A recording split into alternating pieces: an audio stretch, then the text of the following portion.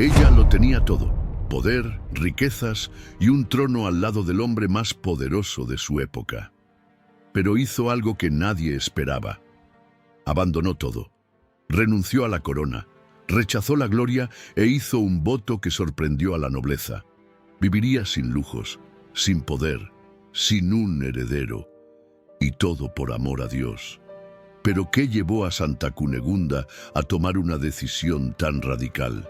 ¿Qué descubrió en el silencio del convento que ni todo el oro del imperio podría ofrecer? Hay un detalle escondido en su historia que pocos conocen, un misterio que hizo que la Iglesia reconociera su santidad.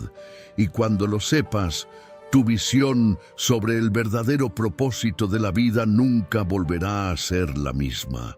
Las campanas de la capilla resonaban suavemente por los campos de Baviera, acompañando la brisa que deslizaba entre las colinas verdes. En aquel riguroso invierno del siglo X, nació una niña en la grandiosa corte de los duques de Baviera, envuelta en lino fino, pero, sobre todo, predestinada a un viaje que trascendería los tronos y las alianzas humanas. Su nombre era Cunegunda, y desde el instante en que sus ojos se abrieron a la luz dorada de las velas que titilaban sobre su cuna, su destino ya estaba trazado. No por las manos de los hombres, sino por algo mucho más grande. Hija de Siegfried I, conde de Luxemburgo y Hedwiges de Baviera, Cunegunda creció rodeada por el esplendor de la nobleza. Pero lo que marcaría su infancia no serían solo los salones adornados con tapicerías o las cenas a la luz de las velas entre los poderosos del Sacro Imperio Romano. Había algo diferente en ella, algo que trascendía la pompa y las obligaciones dinásticas. Desde muy pequeña, mientras sus hermanas aprendían sobre los deberes de una futura esposa noble, cómo manejar la economía de un hogar, mantener la etiqueta impecable y garantizar descendencia para la línea, Cunegunda parecía tener la mirada dirigida hacia otra realidad. Escuchaba atentamente las historias de los santos contadas por las monjas que visitaban el castillo, absorbiendo cada palabra como si fueran piedras preciosas escondidas en las escrituras. Los fríos e imponentes corredores de piedra del castillo fueron testigos de sus primeros pasos inseguros y más tarde de sus horas en oración silenciosa. Mientras las otras niñas de su edad se maravillaban con los tejidos bordados provenientes de tierras lejanas, Cunegunda desviaba la mirada, como si ya presentía que ninguna de aquellas riquezas le traería la verdadera alegría. Pero su fe no pasó desapercibida.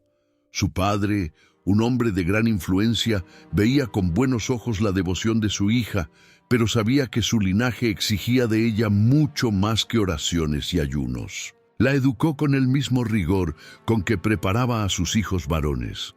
Cunegunda aprendió sobre diplomacia, guerra, alianzas políticas y el peso de un nombre noble. Desde temprano comprendió que su vida no le pertenecía del todo, pues llevaba sobre sus hombros la responsabilidad de su casa. Y así, entre oraciones y lecciones sobre el mundo terrenal, la joven se encontró ante la mayor certeza de su existencia. Algún día se casaría no por amor, sino por deber.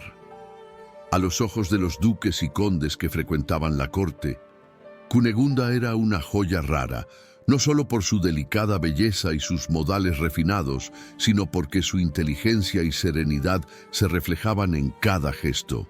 Era una joven que inspiraba respeto y no solo admiración superficial. El destino, sin embargo, no esperaría a que ella alcanzara la plena madurez para ponerla ante su mayor prueba. Pronto, su mano fue prometida a nadie menos que Enrique, duque de Baviera, un hombre cuyo destino ya estaba entrelazado al de ella de manera irrevocable. Él no era un simple noble. Su ascenso lo llevaría a convertirse en rey del Sacro Imperio Romano y en el futuro, emperador. El matrimonio entre los dos no era solo una unión entre dos corazones, sino una alianza entre reinos, una estrategia que consolidaría aún más el poder de ambas familias. Pero para Cunegunda, esta promesa de matrimonio no traía el mismo brillo que veía en los ojos de las mujeres que soñaban con un matrimonio repleto de lujos y estatus. Algo dentro de ella temía esa unión, no por desamor, sino porque su corazón pertenecía a Dios de una manera que aún no lograba comprender del todo. En la noche anterior al anuncio oficial del compromiso, se retiró a la pequeña capilla del castillo, donde la llama de las velas temblaba como si reflejara la inquietud de su alma. Arrodillada ante el altar, sintió los latidos de su corazón resonar en el silencio del lugar sagrado. Allí, entre las sombras proyectadas por el fuego parpadeante, la joven duquesa hizo un pedido silencioso. Si este matrimonio era realmente el plan de Dios para ella, que su alma permaneciera pura, inmaculada como siempre había deseado, que, de alguna manera, incluso unida a un hombre, su vida pudiera ser completamente dedicada al Señor.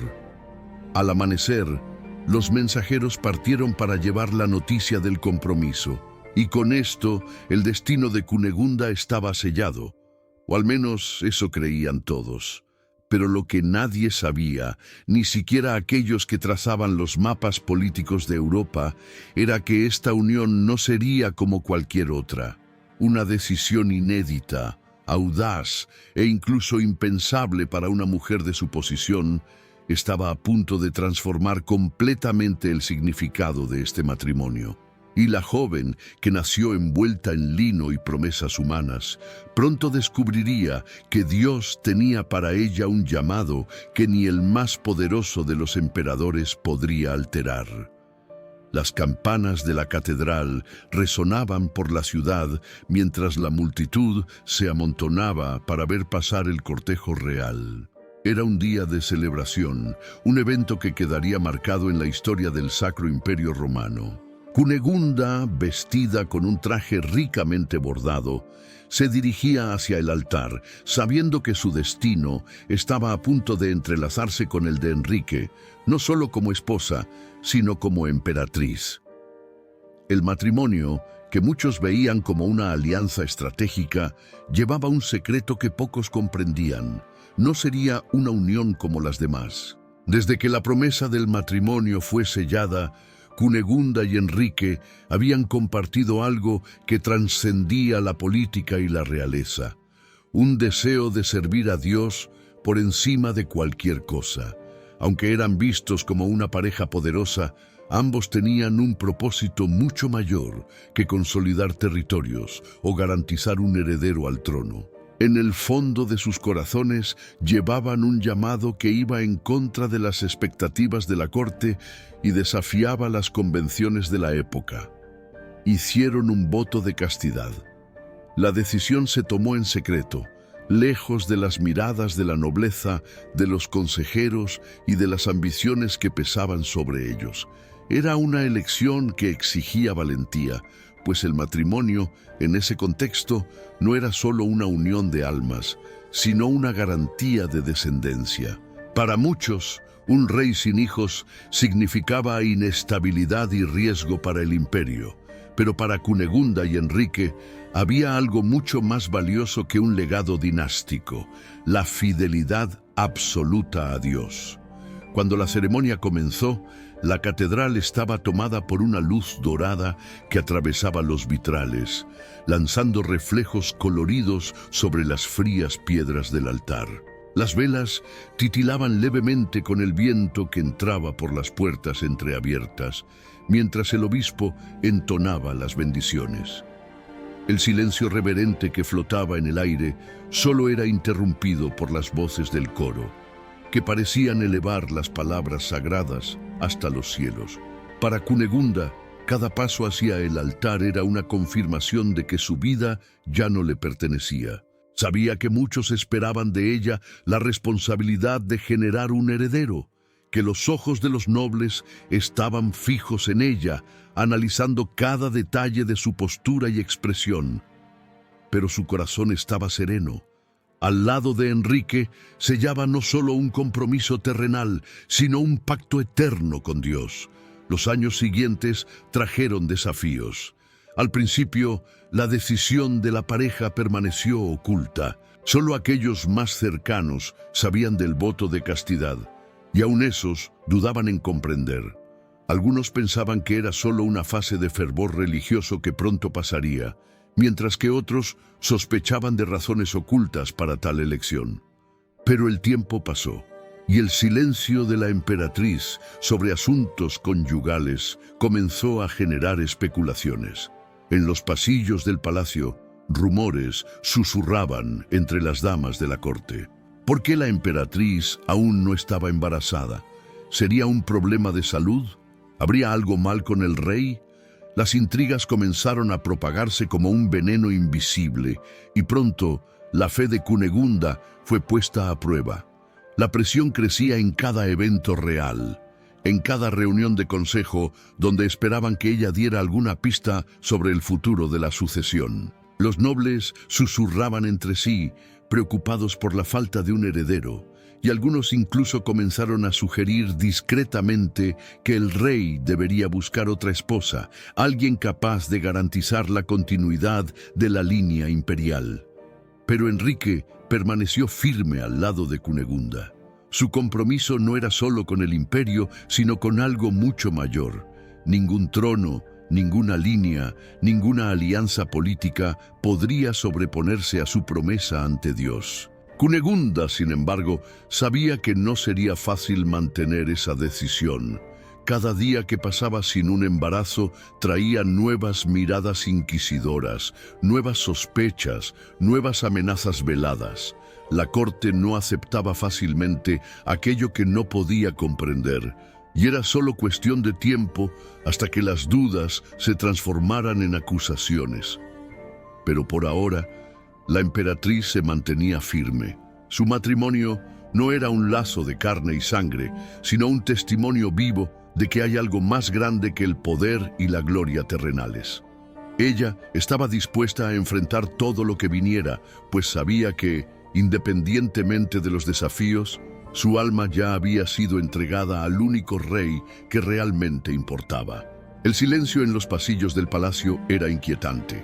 Susurros resonaban como serpientes ocultas, deslizándose entre las paredes de piedra fría, llevando rumores que crecían y se multiplicaban con cada nuevo día.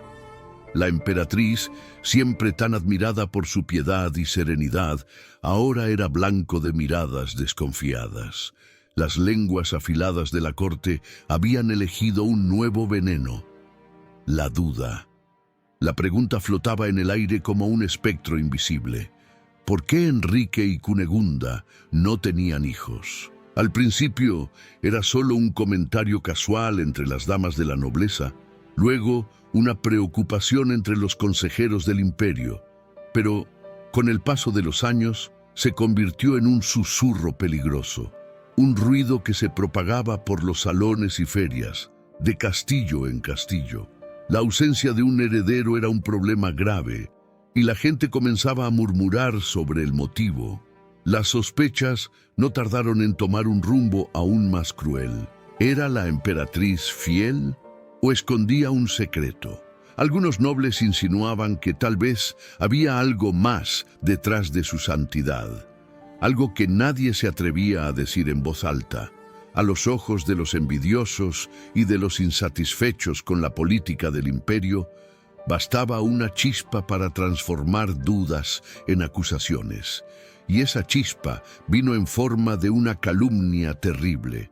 Decían que Cunegunda había traicionado al emperador, que su piedad era una máscara para ocultar su infidelidad, que su negativa a generar un heredero no era un voto sagrado, sino el resultado de un amor prohibido. Palabras venenosas recorrían los pasillos del palacio, alcanzando los oídos de sirvientes, consejeros y finalmente del propio Enrique. El rey, al escuchar tales insinuaciones, No reaccionó con furia, sino con silencio. Conocía a su esposa mejor que nadie. Sabía de la pureza que unía sus corazones, del compromiso que habían hecho ante Dios. Pero la corte no se contentaría solo con su palabra. Era necesario una prueba. Y fue entonces que Cunegunda, ante todos, tomó la decisión más audaz de su vida. Se sometería a la prueba del fuego. El anuncio causó asombro y miedo. La ordalía, como se la llamaba, era un juicio divino, una práctica donde el acusado debía soportar una prueba física extrema. Si salía ilesa, era considerada inocente, pues solo Dios podría protegerla del sufrimiento. Pero si fallaba, la culpa estaba probada. Era una práctica temida, un acto de desesperación, y ahora la propia emperatriz había decidido someterse a esa prueba. La noticia se esparció por todo el imperio. La mujer más poderosa del Sacro Imperio Romano caminaría sobre el fuego para probar su inocencia. En el día señalado, el gran salón del castillo fue preparado para el juicio.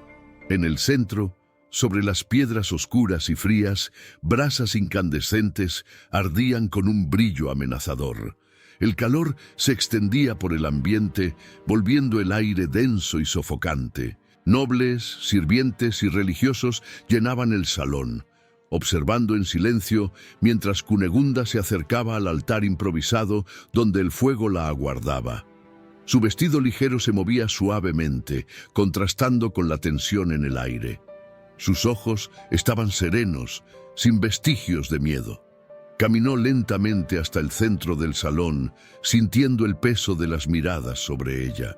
En ese momento no era solo una emperatriz, era una mujer que ponía su vida en manos de Dios. Sin dudar, se quitó las sandalias y posó el primer pie sobre las brasas.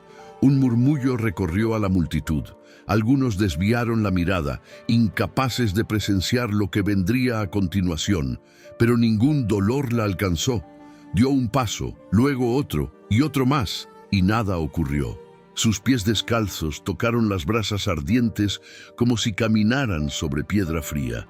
Ninguna quemadura, ninguna marca, ningún signo de sufrimiento. Era un milagro. El salón estalló en murmullos. Algunas damas de la corte cayeron de rodillas, llorando. Los soldados se miraron entre sí, incapaces de comprender. Hasta los más escépticos se inclinaron ante lo que acababan de presenciar. Cunegunda, con la serenidad inquebrantable que siempre había tenido, llegó al otro lado de la sala y miró al emperador. Enrique permaneció en silencio durante un largo instante. Luego caminó hacia su esposa y, ante todos, tomó su mano con firmeza, un gesto que sellaba su confianza irrevocable en ella. Las acusaciones fueron silenciadas. La emperatriz era inocente. Dios la había defendido ante toda la corte. A partir de ese día, ningún hombre o mujer se atrevió a dudar de la fidelidad y la santidad de Cunegunda. Pero, a pesar de la victoria, aquella prueba dejaría cicatrices invisibles en su alma. Aunque había probado su pureza, el dolor de haber sido objeto de tal calumnia permanecería con ella por el resto de su vida. Esa noche, mientras el castillo se sumía en un silencio solemne, Cunegunda se retiró a sus aposentos y se arrodilló en oración. No pidió venganza contra aquellos que la habían acusado, ni siquiera expresó indignación. En cambio, agradeció, porque incluso en el fuego de la injusticia, Dios la había sostenido. Y ese milagro, grabado para siempre en la historia, sería solo otra prueba de que su vida no pertenecía al mundo, sino a Él. El trono era un peso que pocos podían llevar sin ceder al orgullo o a la sed de poder. Pero para Cunegunda, ser emperatriz nunca fue sobre lujo o gloria personal. Ella veía su posición como una misión, un llamado para transformar el imperio en una extensión del servicio a Dios. Si alguna vez las dudas y las intrigas de la corte la habían herido, ahora eran solo sombras distantes ante la convicción que guiaba cada una de sus decisiones. El imperio era vasto y poderoso, extendiéndose por tierras ricas y prósperas, pero dentro de sus muros también había miseria, hambre e injusticia. Cunegunda no se conformaba con gobernar desde detrás de las cortinas doradas del palacio. Ella bajaba a las calles, escuchaba a los humildes, conocía sus penas. Caminaba entre los pobres, sentía la aspereza de las manos callosas de los campesinos y veía en sus ojos algo que muchos nobles ignoraban: la verdadera cara del reino de Dios. Las cortes europeas estaban acostumbradas a emperatrices que ostentaban riqueza y autoridad. Pero Cunegunda era diferente. Su oro no era para adornar su cuerpo, sino para erigir monasterios, alimentar a los hambrientos y amparar a los huérfanos. Donde muchos veían solo cifras y tributos, ella veía almas necesitadas de cuidado. Uno de sus mayores logros fue la fundación de la Catedral de Bamberg, uno de los proyectos más ambiciosos de su época. Para muchos, la construcción de una catedral era un símbolo de poder y dominio, pero para Cunegunda era un testimonio vivo de su fe. Ella quería que esa obra monumental no fuera solo una demostración arquitectónica, sino un refugio espiritual para los fieles, un lugar donde el nombre de Dios fuera exaltado por encima de cualquier gloria terrenal. Pero gobernar con bondad y justicia traía desafíos. Muchos nobles la criticaban en secreto, considerándola ingenua por su generosidad. Decían que un imperio no se sostenía solo con oraciones y caridad, que un gobernante necesitaba imponer su autoridad, cobrar impuestos sin dudar y mantener al pueblo bajo control. Para ellos, Cunegunda era demasiado buena para ser una verdadera emperatriz. Había quienes conspiraban contra ella, que veían en su compasión una debilidad explotable. Consejeros ambiciosos la aconsejaban a ser más dura, a gobernar con mano de hierro. Pero ella se mantenía firme. Su fuerza no provenía de las armas ni del miedo, sino de la fe inquebrantable de que un gobernante debe servir y no solo reinar. En momentos de crisis, Cunegunda no dudaba en actuar. Cuando una grave hambruna afectó partes del imperio, ella no esperó a que los nobles tomaran medidas. Ordenó que los graneros reales fueran abiertos, que los granos fueran distribuidos entre los más necesitados. En medio de las adversidades, era ella quien salía a las calles, supervisando la distribución de alimentos, asegurándose de que nadie pasara hambre mientras aún hubiera algo que dar. Eran tiempos difíciles. Algunos nobles la despreciaban, diciendo que su caridad agotaría las arcas del imperio. Pero algo extraordinario ocurría. Cuanto más daba, más prosperaba el imperio.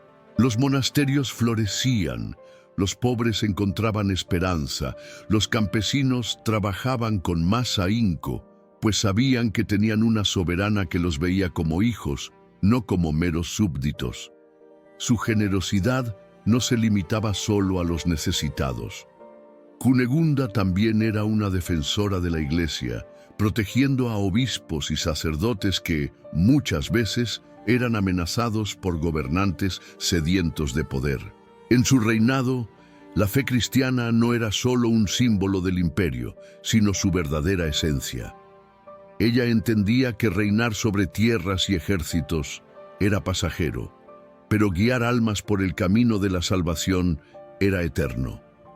Sus actos de justicia y caridad comenzaron a resonar más allá de las fronteras del imperio.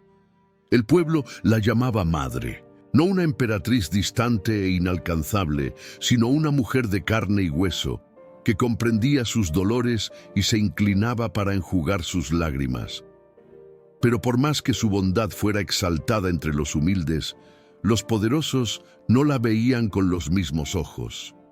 Nobles resentidos susurraban que el imperio se debilitaría bajo su gobierno, que su compasión era un riesgo. Y en medio de esas críticas veladas, el imperio sufriría su mayor pérdida. La enfermedad se acercaba al trono. El rey, su esposo y compañero de misión, comenzaba a desvanecerse lentamente. La fuerza que alguna vez sostenía el imperio daba señales de debilidad, y la mujer que ya había enfrentado calumnias, desafíos y pruebas, ahora tendría que enfrentar el sufrimiento más doloroso de su vida, la pérdida de Enrique. Día tras día, los médicos intentaban diferentes remedios, pero nada parecía detener la marcha implacable de la enfermedad. Y mientras el imperio veía a su líder debilitarse, Cunegunda cargaba en silencio el peso del dolor y de la responsabilidad. Ella había pasado la vida sirviendo, ayudando, curando, pero ahora, ante el hombre que más amaba, nada podía hacer para impedir lo inevitable. El imperio que ella ayudara a fortalecer estaba a punto de cambiar para siempre, y lo que vendría a continuación probaría su fe como nunca antes. El frío de esa noche parecía diferente. El viento cortaba los corredores del castillo con una fuerza inusual, aullando entre las paredes de piedra como un presagio. La cámara imperial, siempre iluminada por antorchas titilantes, ahora estaba envuelta en una penumbra melancólica. Enrique estaba muriendo. Cunegunda estaba a su lado, sosteniendo la mano del hombre que había sido no solo su esposo, sino su compañero de misión, su amigo más leal, el único que comprendía el peso de la corona y de la fe que los unía. Los médicos y clérigos estaban allí, murmurando oraciones e instrucciones en voz baja, pero nada podría cambiar lo inevitable. El emperador estaba débil. Su respiración ya no tenía fuerza, y sus ojos, que un día reflejaron determinación y grandeza, ahora parecían mirar hacia un horizonte que ningún otro presente podía ver. El silencio era cortado solo por los crujidos de la madera en la chimenea y por el murmullo de las plegarias. El tiempo parecía desacelerar, y la emperatriz, a pesar de toda su fuerza, sabía que estaba ante el momento que tanto temía. Ella ya había enfrentado las pruebas de la corte, soportado las calumnias, gobernado con compasión, pero nunca imaginó un imperio sin Enrique. Y entonces, con un último suspiro, el gran emperador partió. El impacto fue inmediato. Tan pronto como la noticia se esparció, las campanas sonaron en toda la ciudad. El pueblo, que lo amaba, cayó en profundo luto. Nobles se reunieron en consejos apurados para decidir los rumbos del imperio. El trono que antes parecía inquebrantable, ahora estaba sin su pilar central, y en medio de ese torbellino de emociones y decisiones, Cunegunda estaba sola. Los días siguientes fueron una mezcla de caos y solemnidad. El cuerpo de Enrique fue preparado para el funeral, y una multitud se aglomeraba en las puertas del castillo para rendir sus homenajes. Los pobres lloraban como si hubieran perdido a un padre. Los monjes entonaban cánticos fúnebres, y el cortejo que llevaba el cuerpo del emperador era acompañado por miles de personas en profundo luto. Pero entre todo ese pesar colectivo, el mayor silencio era el de la emperatriz. Desde el momento de la muerte de Enrique, ella no había derramado una sola lágrima en público. No porque no sufriera, sino porque su sufrimiento era demasiado profundo para ser expuesto. Las noches se volvieron largas y solitarias, y el peso de la ausencia del marido parecía sofocarla más que cualquier responsabilidad imperial. ¿Qué sería de ella ahora? La corte, siempre pragmática, no tardó en hacer preguntas. ¿Quién gobernaría? ¿Debería casarse nuevamente? ¿Quién asumiría el control del imperio? Para muchos, una mujer sola en el trono no era una opción viable. El imperio necesitaba un hombre. Pero Cunegunda no estaba preocupada por la política. Su corazón ya no pertenecía a un trono de oro, sino a algo mucho más grande. Durante semanas permaneció recluida, buscando respuestas en las oraciones. El silencio de Dios era el único que tenía sentido. Cada madrugada en que se arrodillaba ante el altar, sentía que su misión en el mundo estaba cambiando. Tal vez su vida en la corte había llegado a su fin. Fue entonces que tomó su decisión más audaz. Reunió a los nobles, a los obispos, a los consejeros y hizo su anuncio. Renunciaría al trono. Los murmullos comenzaron incluso antes de que ella terminara de hablar. El choque fue visible. ¿Cómo una emperatriz abandonaría su poder? Algunos trataron de persuadirla, diciendo que era una locura, que aún tenía un papel que desempeñar en la política del imperio. Pero Cunegunda ya no pertenecía más al mundo de la nobleza. Ella elegiría otro camino, un camino que la acercaría aún más a Dios. Distribuyó sus riquezas entre los pobres, donó tierras y fortaleció los monasterios que había ayudado a fundar. La mujer que alguna vez usó una corona ahora vestiría un hábito, y así, sin mirar atrás, Cunegunda dejó el castillo y partió para vivir su verdadera vocación. El dolor de la pérdida de Enrique nunca la abandonaría por completo, pero en medio de las paredes simples del convento, encontró algo que ni el trono, ni el poder, ni las riquezas jamás le habían dado: la paz verdadera. La sala del trono estaba vacía. La corona reposaba sobre un manto bordado, reflejando la luz de las velas que titilaban suavemente en las paredes de piedra. Era el fin de una era. Cunegunda, ahora viuda y sin un heredero para continuar la línea imperial, sabía que los ojos del imperio estaban fijos en ella. Nobles y consejeros murmuraban entre sí, esperando que ella tomara una decisión. Pero la elección ya había sido hecha mucho antes de que Enrique diera su último suspiro. Ella nunca había querido el trono, nunca había deseado el poder. Ahora más que nunca, su corazón anhelaba algo que ni toda la riqueza del imperio podría ofrecer: el silencio de la oración, la simplicidad de una vida entregada por completo a Dios. La decisión, aunque tomada con claridad en el corazón, no fue recibida sin resistencia. Los nobles cuestionaban si estaba en su juicio perfecto. ¿Cómo podría una emperatriz abandonar todo?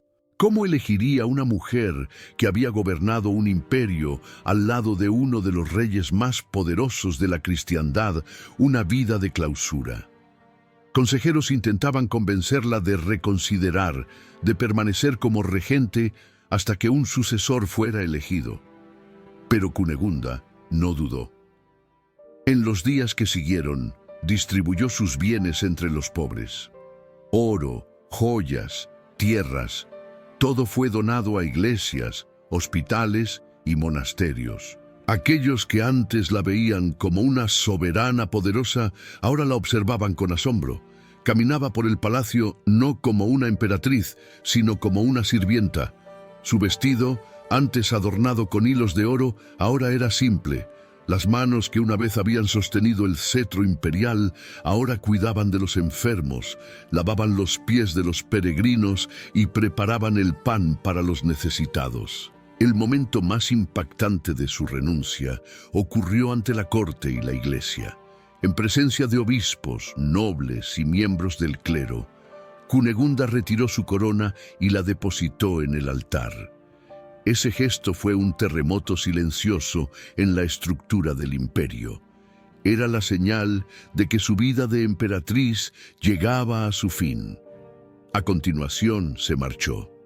El inmenso castillo, con sus corredores adornados y cámaras lujosas, quedó atrás. Cunegunda se dirigió a un monasterio benedictino, donde pasaría el resto de su vida en oración, trabajo y penitencia.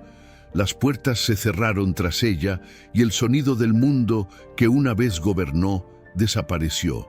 La transición de la grandeza imperial a la simplicidad de la vida monástica no fue fácil. Acostumbrada a la grandeza de la corte, ahora dormía sobre un lecho de madera dura. En lugar de los banquetes de la realeza, compartía pan y caldo con las hermanas del convento. El frío entraba por las rendijas de las paredes de piedra. y la oscuridad de la noche ya no era iluminada por candelabros dorados, sino por las humildes llamas de las velas del oratorio. Pero Cunegunda nunca se lamentó. Cada madrugada comenzaba con cantos. Cada tarde era dedicada al trabajo manual. Las manos que un día sellaron tratados y sostuvieron el destino del imperio, ahora cosían ropa para los pobres, lavaban los pisos del monasterio y cuidaban de los enfermos que llegaban en busca de refugio. Lo más impresionante, sin embargo, era la intensidad de su penitencia. Cunegunda se entregaba al ayuno, a las vigilias y a los trabajos más arduos. Su humildad era tan extrema que muchas veces se arrodillaba para limpiar los pies de las otras hermanas, negándose a recibir cualquier privilegio por haber sido emperatriz. Algunos se preguntaban por qué alguien que ya había vivido una vida de sacrificio aún buscaba mortificaciones tan severas. Pero para Cunegunda, todo lo que había pasado en el palacio, las acusaciones, las pruebas, el peso del gobierno y el dolor de la pérdida, no era nada comparado con el ardiente deseo de unirse completamente a Dios. Pasaron los años y su presencia en el monasterio se convirtió en un ejemplo de santidad. Peregrinos viajaban de tierras distantes solo para verla, para escucharla, para pedir su intercesión. Pero ella nunca buscó la gloria. Siempre evitaba los homenajes, refugiándose en los rincones de la capilla donde solo Dios conocía el verdadero peso de su alma. La mujer que un día gobernó imperios, ahora reinaba sobre su propio espíritu, libre de cualquier apego terrenal. Y en ese nuevo reino, donde las coronas eran de espinas y el oro era la humildad, Cunegunda encontró la paz que jamás había conocido en el palacio. Pero su jornada aún no había llegado a su fin. El mayor encuentro de su vida estaba a punto de suceder. El convento estaba sumido en el silencio. La nieve cubría los techos y los caminos de piedra, dejando en el aire un frío cortante. Pero en el interior de las celdas monásticas, la llama de las velas mantenía un calor discreto y acogedor. Era el fin del invierno y también el fin de una vida santa. Cunegunda, ya avanzada en edad, sentía su cuerpo debilitarse cada día. Los años de penitencia y trabajo arduo habían dejado marcas. Sus manos, antes firmes y decididas, ahora temblaban levemente al sostener el rosario. Los ayunos prolongados, las noches en vigilia y las innumerables horas dedicadas al servicio de los pobres habían consumido sus fuerzas. Pero, a pesar de la fragilidad física, su espíritu permanecía inquebrantable. En los últimos meses, las hermanas del convento notaron que Cunegunda pasaba más tiempo en oración, como si se estuviera preparando para algo. Sus ojos, antes centrados en el servicio diario, ahora se perdían en una contemplación silenciosa ante el altar. Parecía escuchar un llamado que nadie más oía. Cierta noche, después de las oraciones de la comunidad, la antigua emperatriz sintió un agotamiento diferente. No era solo el cansancio de un día de trabajo, sino el peso del tiempo llegando a su fin. Sabía que su jornada terrenal estaba cerca de su conclusión. Sin alarde, se retiró a su celda, donde solo un crucifijo y un simple lecho de paja le hacían compañía. Ese sería su último descanso. Las horas pasaron y, antes del amanecer, una de las hermanas notó que Cunegunda no se había levantado para las oraciones matutinas. Preocupadas, las religiosas se acercaron a su celda y encontraron una paz inexplicable en el ambiente. La llama de una vela aún titilaba en la esquina de la habitación, iluminando suavemente el rostro sereno de la santa. Ella había partido durante la noche, en silencio, en el recogimiento de su fe.